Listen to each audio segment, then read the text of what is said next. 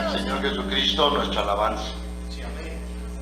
Hoy en esta mañana hemos venido a darle a Él un corazón en el cual le decimos: Señor, reconocemos tu grandeza, tu autoridad, y nuestra vida está delante de ti.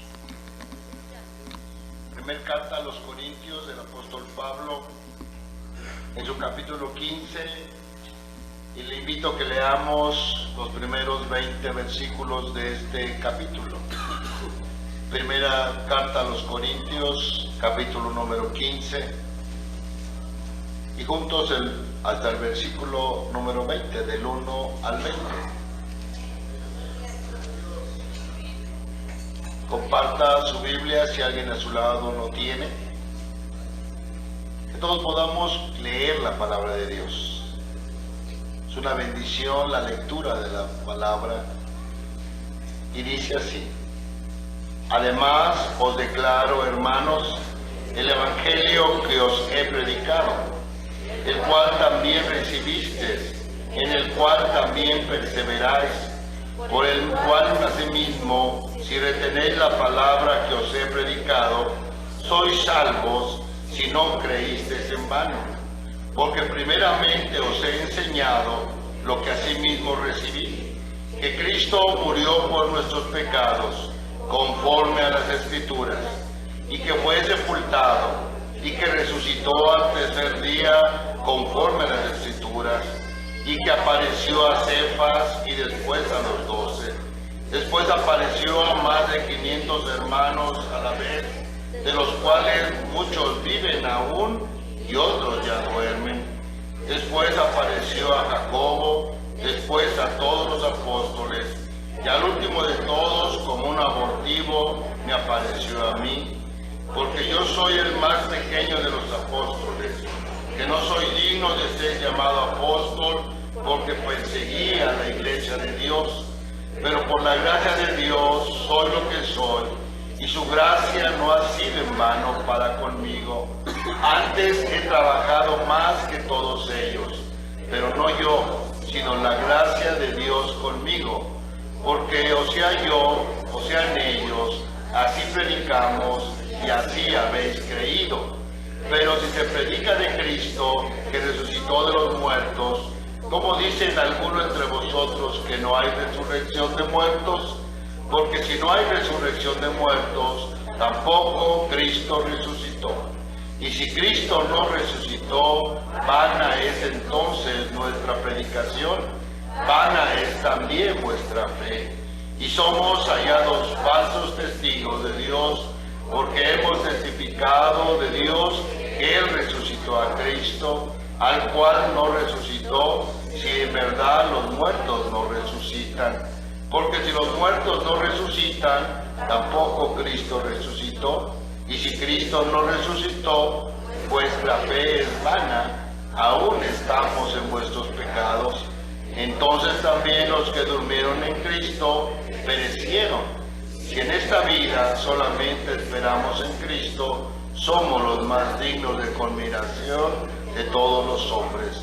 Mas ahora Cristo ha resucitado de los muertos, primicia de los que durmieron, es hecho. Alabado sea el nombre de Cristo. Tomen asiento, hermanos.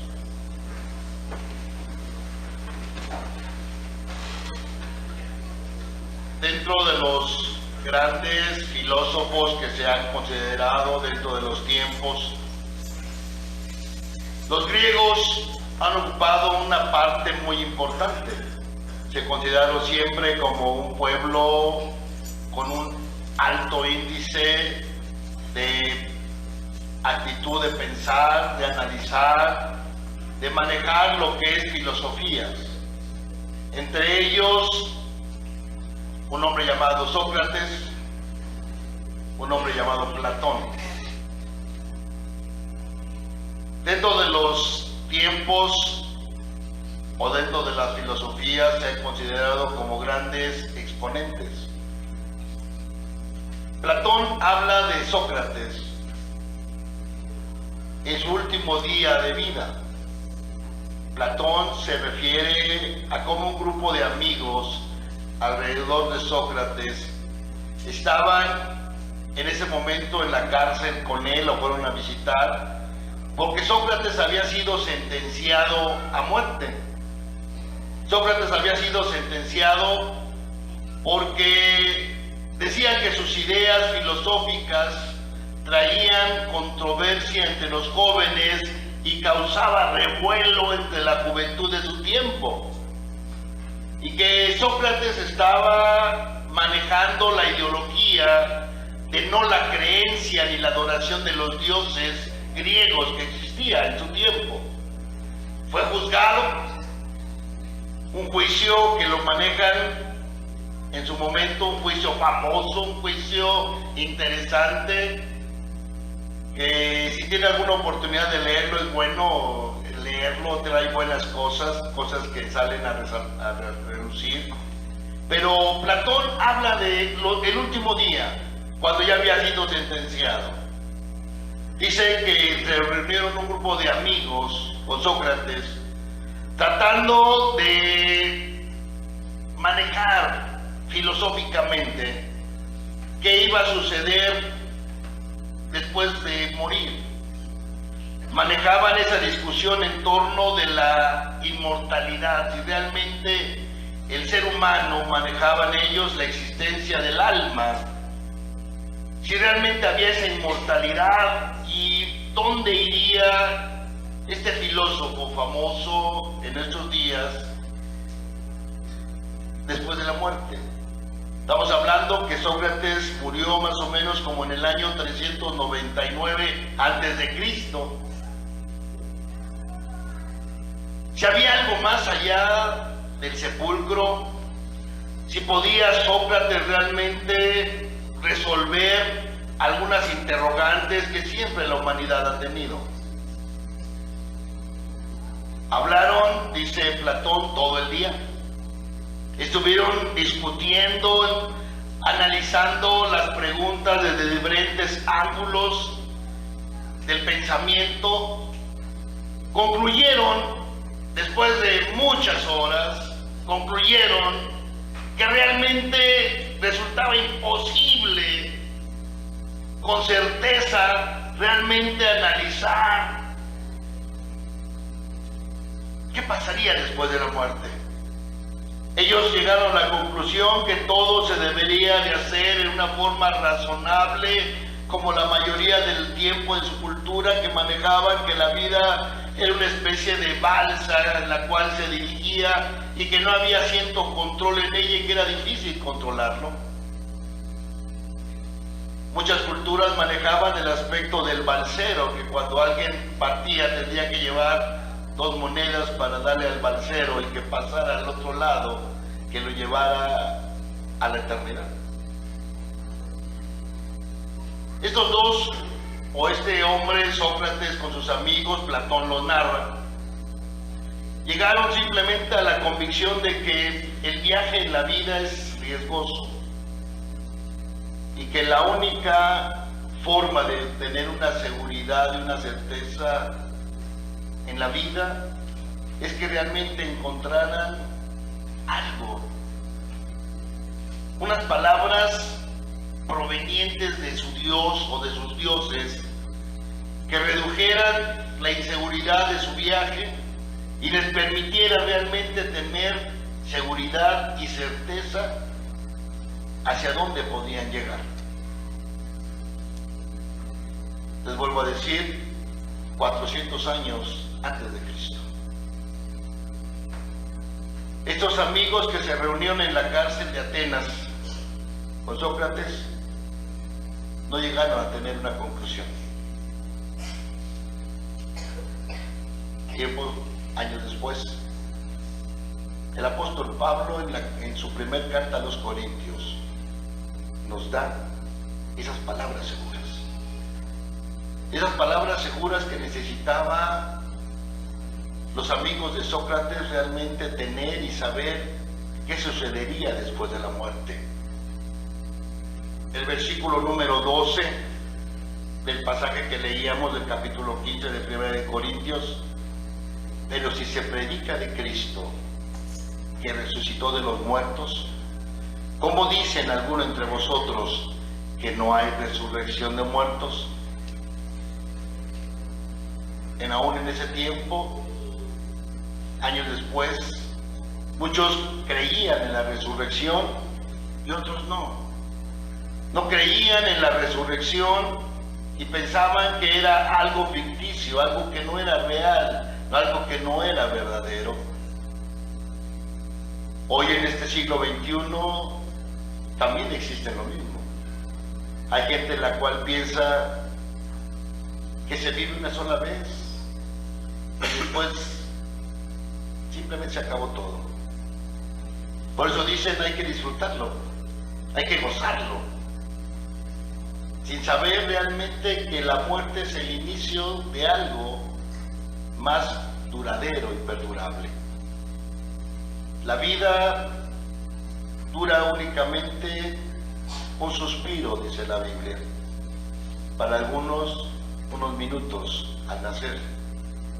Para otros, unos años siendo tal vez adolescente. Para otros siendo tal vez gente adulta. O para otros siendo ancianos.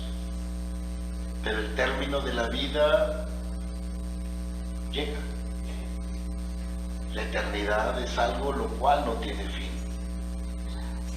En la narración que acabamos de leer en la carta a los Corintios del apóstol Pablo, él narra y les dice, les da buenas noticias de Cristo. Le dice, Cristo murió, Cristo fue sepultado y resucitó de nuevo al tercer día. Les da las noticias a aquella iglesia de Corinto. Pero, ¿cómo poder realmente justificar semejante punto de vista del apóstol Pablo? Realmente el aspecto de que Jesucristo nació, creo que es imposible negarlo. ¿Por qué? Porque la misma historia humana se ha dividido en dos: antes de Cristo y después de Cristo. Da testimonio de que hubo un momento en el cual nació aquel pequeño que cambió el transcurso de los tiempos y que da testimonio de su nacimiento. El que haya muerto, pienso que tampoco es algo que se pueda negar. ¿Por qué? Porque el Señor Jesús murió pendiente de una cruz y empezó a tener ahí en esa cruz sufrimiento, agonía, después de 6 horas de suplicio, estremeciéndose en esa cruz a tal grado que un soldado romano tuvo que atravesar su costado para poder darse cuenta si había muerto o no y derramar, por decirlo así, la última gota de su sangre. Los soldados mismos no tuvieron que cortarle, romperle las piernas para que muriese. Estaban seguros de que había muerto. Había certeza en eso. No cabía ninguna duda referente a ese hecho. Hasta ahí todo estaba bien. Todo estaba correcto. Pero ahora la aseveración del apóstol Pablo decía que Jesucristo había resucitado. ¿Cómo comprobarlo? Su nacimiento, su muerte, era algo que no podía negarse. Pero su resurrección era necesario realmente dar pruebas. Aquí en este capítulo podemos leer 3 aspectos o 3 formas en las cuales el apóstol Pablo da testimonio de este hecho maravilloso. Dice el versículo 3 y versículo 4, porque primeramente os he enseñado lo que asimismo recibí, que Cristo murió por nuestros pecados conforme a las Escrituras, y que fue sepultado, y que resucitó al tercer día conforme a las Escrituras. Lo que está manejando aquí el apóstol Pablo es que todo lo que habla, todo lo que sucedió, todo lo que vivió el Señor Jesús ya estaba profetizado, ya se había dicho con antelación, ya se había dicho con tiempo antes. Jesús mismo se había referido a ese momento de la resurrección resurrección. Mateo en su capítulo número 9, en su versículo número 10 dice: y aconteció que estando él sentado a la mesa de la casa, he aquí que muchos publicanos y pecadores que habían venido se sentaron juntos a la mesa con Jesús y sus discípulos. Y empezó él a hablarles, empezó él a decirles lo que realmente iba a suceder. Empezó a hablarles de todo lo que vendría, de todo lo que pasaría, y que en ese momento ellos tendrían que vivir, ellos tendrían que poder manifestarse. El versículo número 31 de ahí de Mateo 9 les dice: pero salidos ellos divulgaron la fama de él en toda aquella tierra. Todo lo que el Señor les enseñó, todo lo que Él les dijo, empezaron ellos a hablarlo. Mateo en su capítulo 16, el versículo número 21, de esas enseñanzas que Él les dio, dice: desde entonces comenzó Jesús a declarar a sus discípulos que Él era necesario ir a Jerusalén y padecer mucho de los ancianos, de los principales sacerdotes, de los escribas, y ser muerto y resucitar al tercer día. Ya lo estaba el Señor Jesús declarando, lo estaba Él ya manifestando con antelación lo que iba a suceder, Él mismo, antes de que pasara. El Antiguo Testamento también nos lo marca, nos narra. Si usted lee Salmo 16, en su versículo número 10, también nos dice las siguientes palabras: porque no dejarás mi alma en el Seol, ni permitirás que tu santo vea corrupción. Es cierto, tal vez sean palabras de David, pero no se estaba refiriendo a él, se estaba refiriendo proféticamente al Hijo de Dios. Salmo 68, en su versículo número 18, también es una profecía de este acontecimiento. Salmo 68, 18, les dice: subiste a lo alto, cautivaste la cautividad, tomaste dones para los hombres y también para los rebeldes, para que habite entre ellos Jehová Dios. Tenía que morir, tenía que resucitar. Las Escrituras daban testimonio de esto. La primera prueba es precisamente lo que la misma Escritura dice, lo que la Biblia está narrando. Es la evidencia que se cita una y otra vez en los sermones de los mismos apóstoles, cuando ellos hablaban y decían. Los apóstoles seguían citando las profecías para demostrar que Jesús era el Mesías. Y decían: para que se cumpliesen las Escrituras. Y para que se cumpliesen las Escrituras, utilizaban precisamente las expresiones del Antiguo Testamento para poder dar testimonio de que ese hombre llamado Jesús, que murió en la cruz del Calvario, era el Mesías esperado por la nación. Es la evidencia de que condujo realmente a muchos hombres a creer en Jesucristo. Hubo un hombre, un historiador llamado un griego llamado Justino Martín, que él dijo: afirmar algo que sucederá mucho tiempo después y luego hacer que eso que se dijo suceda, solamente es algo que Dios puede hacer. La evidencia de que Jesucristo nacería, la evidencia de que Él tendría que padecer y morir, y la profecía de que Él tendría que resucitar. Y todo eso aconteció para que las Escrituras se cumpliesen.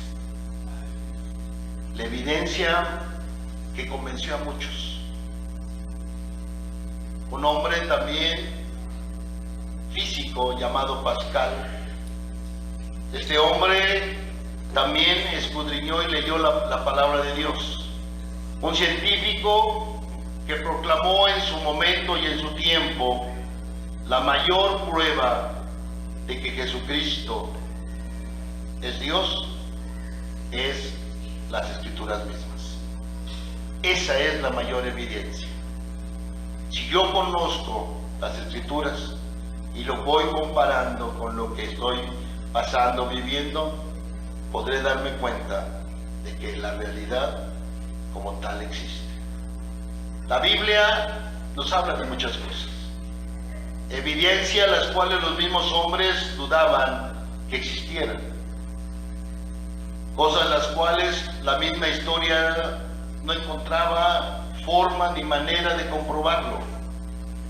Decían que no existían ciertas ciudades y que después se fueron descubriendo y fueron encontrando evidencias reales de ciudades que la Biblia hablaba de mucho tiempo atrás y que ahora en la actualidad la ciencia descubrió.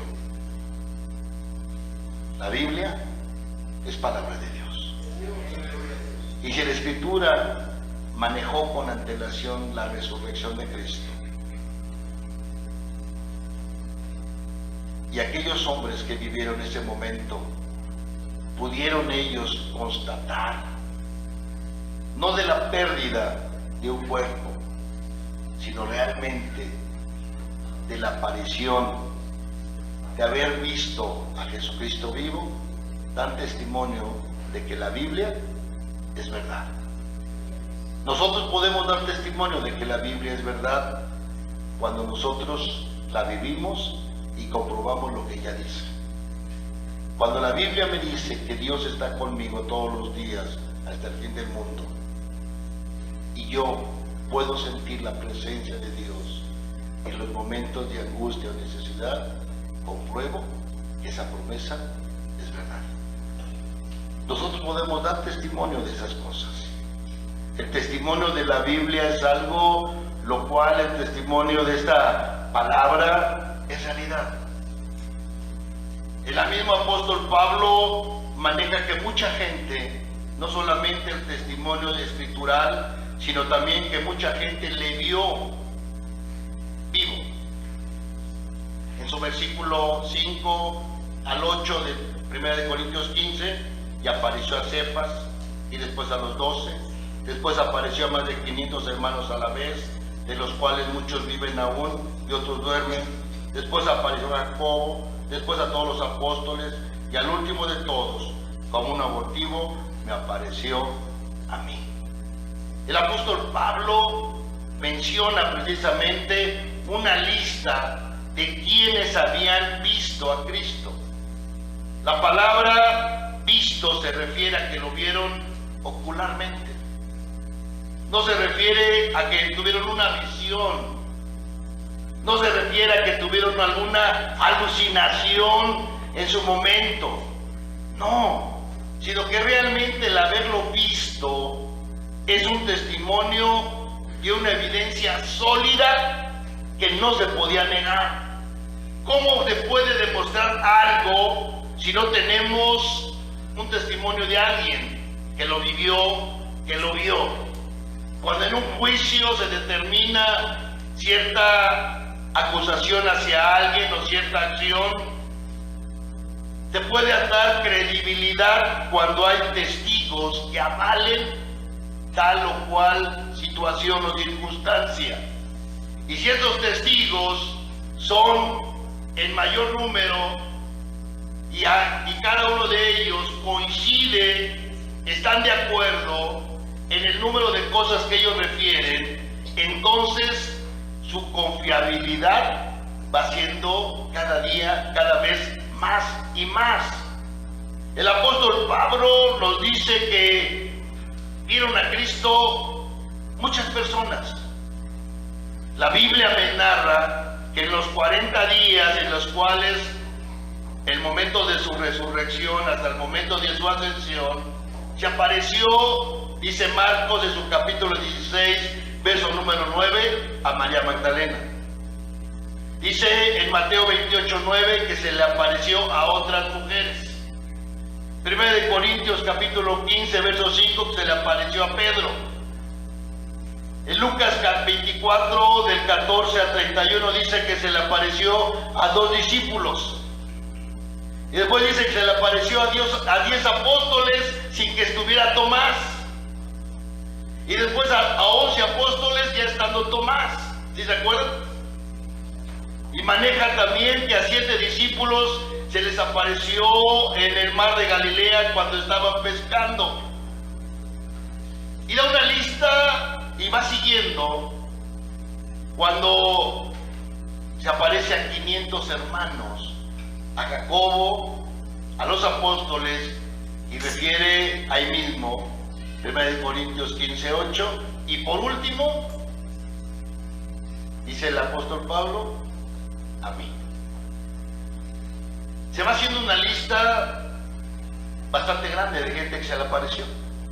Y para dar mayor referencia dice, de esos 500, muchos viven. Como diciendo, si quieren pueden ir a preguntarle. Si quieren ir y pueden preguntarle si es verdad eso de que ellos vieron aparecer al Señor Jesús. Están vivas y pueden, si ustedes quieren ir a preguntarle. Si alguien le dijera a usted, hermano o hermana, que vio algo, a lo mejor le podemos dar credibilidad o a lo mejor no. Pero si 10 personas nos dicen que vieron la misma cosa, entonces pensamos que lo que nos están diciendo es verdad. Si 500 personas nos dicen que vieron lo mismo al mismo tiempo, entonces esa veracidad o esa afirmación, lo que están diciendo, nos da testimonio de que realmente es real. Es verdad realmente lo que ellos estaban diciéndonos en ese momento. Es por eso que el apóstol Pablo utiliza ese testimonio o esa forma de poder comprobar a aquellos hombres, aquella iglesia de Corinto o aquellos hombres de Corinto, indicarles que Jesucristo había resucitado. Santiago, el hermano o medio hermano del Señor Jesús, se puede considerar en su tiempo como un testigo, permítame la expresión, hostil. ¿Por qué? Porque en su momento Santiago y su familia no creyeron que Jesús era el Mesías. Sus hermanos, no me refiero a María. María dice que guardaba todas estas cosas en su corazón, pero tal vez sus hermanos no. Tal vez veían, pues no me ayuda, no está con nosotros, agarró y nos abandonó y se fue. Pero cuando el Señor Jesucristo resucita y se aparece a Santiago, Él mismo da testimonio de esa resurrección. Él da testimonio de que realmente el Señor Jesús es Hijo de Dios. ¿Qué otro testigo hostil podamos nosotros ver? El mismo Saulo. ¿Saulo sería un testigo difícil de convencer? Yo pienso que sí. Él mismo lo maneja diciendo que él era perseguidor de la iglesia. Él mataba a los que creían en ese evangelio nuevo para su momento, y sin duda era alguien muy difícil de convencer. Pero cuando se le aparece el Señor Jesús, cambia su pensamiento, cambia su vida, y él mismo da testimonio de que ese Jesús que él persiguió, o que esos cristianos, esos seguidores de Jesús, realmente tenían el conocimiento de un Dios real y verdadero.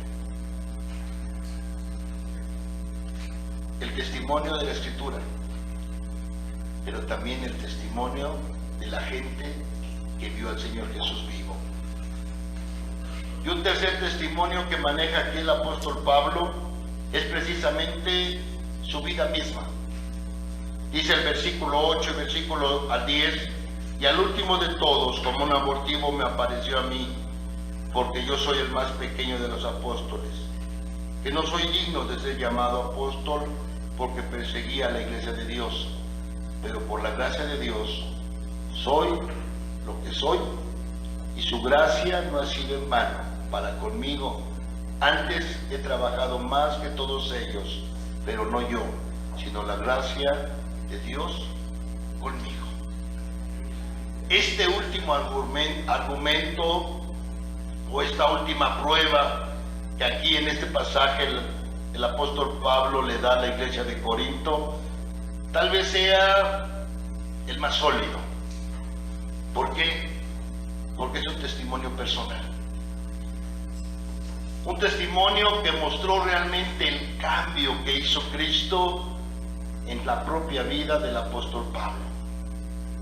De ser un perseguidor, de ser un agresor contra la iglesia de Cristo, se convierte en un integrante más de esa iglesia, de esos seguidores. El mismo apóstol dice que su vida pasada, el versículo número 9, perseguía a la iglesia de Dios. Pero también dice en el versículo 10, por la gracia de Dios soy lo que soy. La diferencia de ser un perseguidor a ser ahora lo que vivía en ese momento, eso había cambiado su vida. Daba testimonio y decía después del versículo 10, he trabajado con más tesón, con más fuerza, con más ahínco que todos ellos. El apóstol Pablo daba testimonio diciendo, tal vez ustedes se dieron cuenta o escucharon de quién era yo, de cómo fui yo, pero ahora saben lo que soy, porque encontré en el Cristo resucitado el significado que ahora es la diferencia. Y como el apóstol Pablo, tal vez para muchos de los que estamos aquí, la forma en que vivimos antes de conocer de Jesucristo, la forma en que vivimos antes de tener a Cristo en el corazón, la forma en que la gente tal vez nos conoció o nuestra familia supo en la forma en la cual nosotros pensábamos o vivíamos.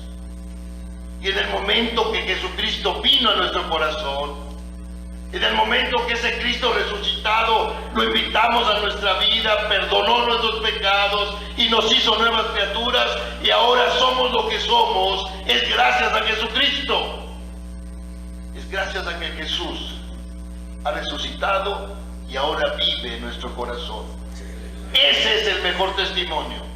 Ese es el más contundente testimonio de que Cristo es real y que Cristo vive.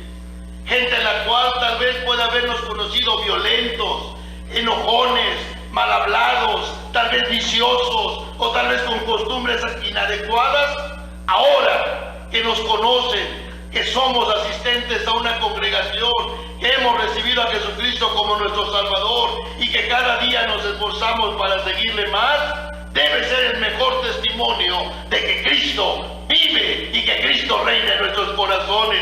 A su nombre. Así como Pablo le dijo a aquella congregación de Corinto, por Él soy lo que soy.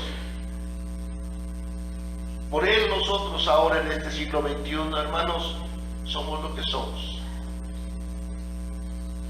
Podemos testificar antes de conocer a Cristo lo que éramos, pero no es dar testimonio de lo que éramos, es dar testimonio de lo que somos ahora. Dar testimonio de lo que ahora Cristo ha hecho en nuestra vida. Dar testimonio de la diferencia que ahora hay en nosotros por tener a ese Cristo resucitado en nuestro corazón. Es verdad, tal vez muchos no crean nuestro cambio o la diferencia que hay en nuestro corazón. Cuando el apóstol Pablo cambió, dicen los historiadores que alguien dijo que realmente Pablo no había recibido de parte del Señor Jesús ese momento, lo que él dijo, la visita y la enseñanza misma, sino que Pablo viajaba en medio de una tormenta eléctrica y que le cayó un rayo, y por eso en ese momento dice que fue sacudido y su forma de pensar cambió y ahora era diferente. Esa fue la explicación que daban algunos historiadores de su tiempo para tratar de menospreciar o minimizar la existencia de Jesucristo. Tal vez sería muy bueno que hubiera muchas tormentas eléctricas y que a mucha gente les cayera ese un rayo directo y que cambiara su forma de pensar y de vivir y de ser, porque entonces tendríamos una mejor humanidad. Pero no son las tormentas eléctricas ni los rayos que caen lo que cambia la vida. Lo que cambia la vida es tener a Jesucristo en el corazón. Eso es lo que realmente va a hacer el cambio en el corazón de las personas. Realmente la prueba más convincente, es cierto, es el testimonio de las Escrituras. Es cierto, es el testimonio de la gente que vio al Señor Jesucristo resucitado. Pero el mayor testimonio es tu vida cuando es cambiada. Cuando tu vida cambia. Cuando tu vida es diferente por haber conocido a Jesucristo, la gente se va a dar cuenta de tu vida y de la transformación. Pidámosle al Señor Jesucristo que Él sea nuestra transformación todos los días. Pidámosle al Señor Jesucristo que Él sea el que vaya quebrantando, moldeando y perfeccionando nuestra vida hasta que Él venga. Que podamos realmente ser esa luz en medio de las tinieblas, porque nos ha pedido que seamos luz. Si la luz se oculta debajo del almud, dice la Biblia, no sirve de nada. Que podamos ser esa luz que se ponga muy en alto para alumbrar los que estemos alrededor. Que Jesucristo llene tu corazón. Que Jesucristo llene tu vida, hermano o hermana. Que podamos, como el apóstol Pablo, decir: por la gracia de Dios soy lo que soy. Por la gracia de Dios, Dios ha cambiado tu vida. Dios ha cambiado tu forma de pensar. Dios ha cambiado tu forma de vida. Nosotros debemos trabajar para la gloria de Jesucristo. La gloria, la gracia de Dios es conmigo, decía el apóstol Pablo. La gracia de Dios está en tu corazón. El Espíritu Santo está en tu corazón. El Cristo vivo está en tu corazón. Si Cristo vivo está en tu corazón, nosotros podemos decirle a la oscuridad: ha quedado atrás. Las cosas viejas pasaron. He aquí todas son hechas nuevas. Y tenemos la certeza también de que un día nosotros resucitaremos. La certeza de que un día también nosotros recibiremos de Jesucristo ese galardón. Bien, buen siervo y fiel. En lo poco has sido fiel, en lo mucho te pondré. Juan en su capítulo 5, en su verso número 25, nos dice que los que oímos, los que escuchamos la palabra de Dios, tendremos también esa bendición. De cierto os digo, viene la hora, y ahora es, cuando los muertos oirán la voz del Hijo de Dios, y los que la oyeren vivirán. Nosotros oiremos esa voz del Hijo de Dios, porque Cristo ha prometido venir por nosotros. Juan en su capítulo 6, el verso número 40, y esta es la voluntad del que me ha enviado, que todo aquel que ve al Hijo y cree en Él, tenga vida eterna, y yo le resucitaré en el día postrero. Alabado sea el nombre de Cristo. Juan en su capítulo número 11, el verso número 25, nos dice, le dijo Jesús, yo soy la resurrección y la vida. El que cree en mí, aunque esté muerto, vivirá. Yo soy la resurrección y la vida. El que cree en mí, aunque esté muerto, vivirá. A su nombre, Cristo viene. Y viene por su pueblo. Viene por una iglesia sin mancha, sin arruga. Viene por una iglesia fiel. Que nosotros podamos guardarnos fieles hasta que Cristo venga. Los momentos son difíciles. Las circunstancias son muy adversas. Pero no tengamos miedo. Cristo viene por nosotros y nos arrebatará. ¿Podamos tener la confianza en esto? ¿Podemos confiar en que Cristo nos resucitará? ¿De que oiremos el toque de la final trompeta? Y si estamos vivos seremos transformados en un abrir y cerrar de ojos. Y si estamos ya muertos, seremos levantados de entre los muertos. Porque creemos en un Cristo vivo. Porque Cristo venció a la muerte. La muerte no pudo retenerlo.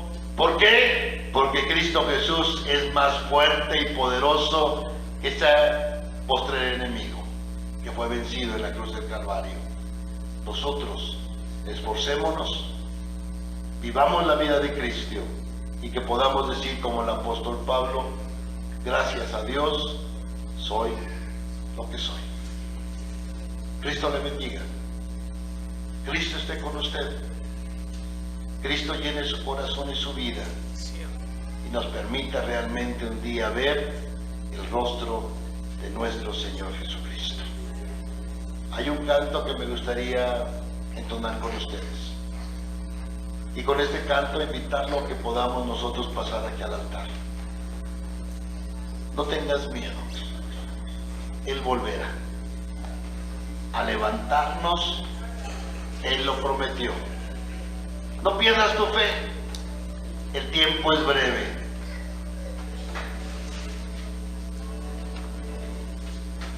Él sea el que tome nuestro corazón. Tal vez en este día venimos en una forma simbólica, vestidos de blanco. Pidámosle al Señor que Él mantenga nuestras vestiduras radiantes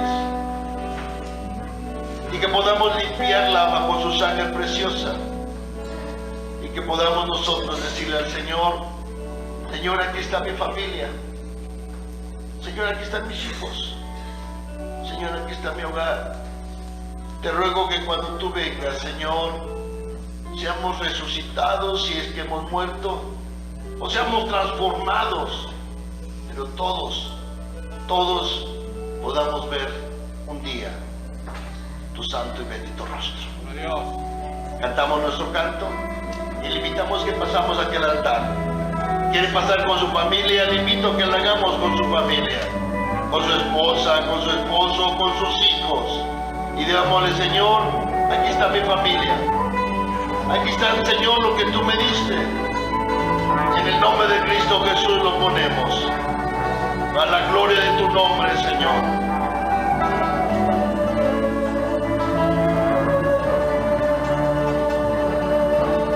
No tengas miedo,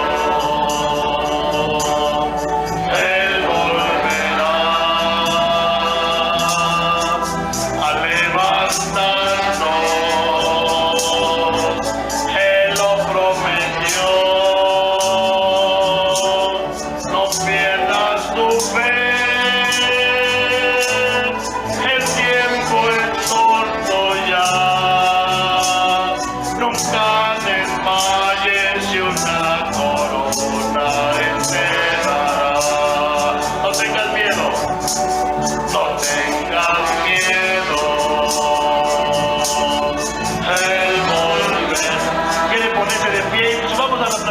Venga, póngate de pie y vamos a subir para permitir